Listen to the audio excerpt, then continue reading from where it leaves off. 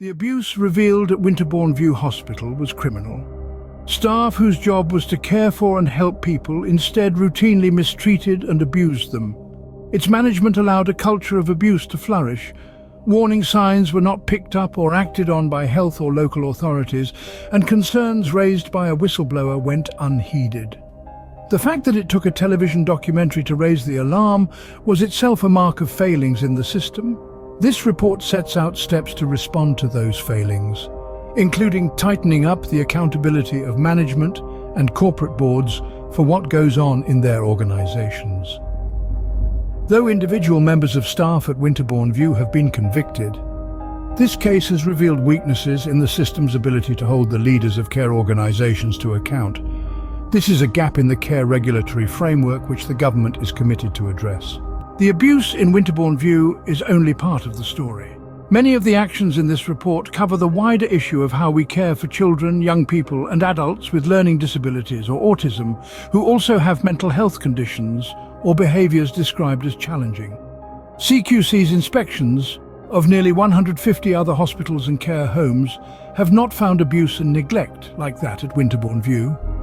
However, many of the people in Winterbourne View should not have been there in the first place, and in this regard, the story is the same across England. Many people are in hospital who don't need to be there, and many stay there for far too long, sometimes for years. The review has highlighted a widespread failure to design, commission and provide services which give people the support they need close to home, and which are in line with well-established best practice. Equally, there was a failure to assess the quality of care or outcomes being delivered for the very high cost of places at Winterbourne View and other hospitals. For many people, however, even the best hospital care will not be appropriate care. People with learning disabilities or autism may sometimes need hospital care, but hospitals are not where people should live. Too many people with learning disabilities or autism are doing just that. This is the wider scandal that Winterbourne View revealed. We should no more tolerate people with learning disabilities or autism being given the wrong care than we would accept the wrong treatment being given for cancer.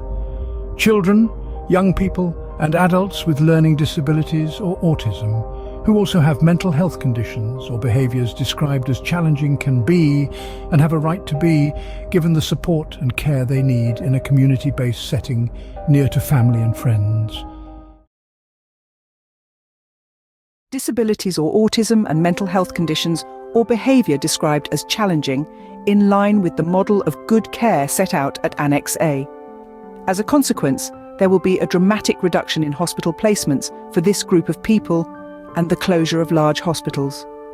A new NHS and local government-led joint improvement team with funding from the Department of Health will be created to lead and support this transformation.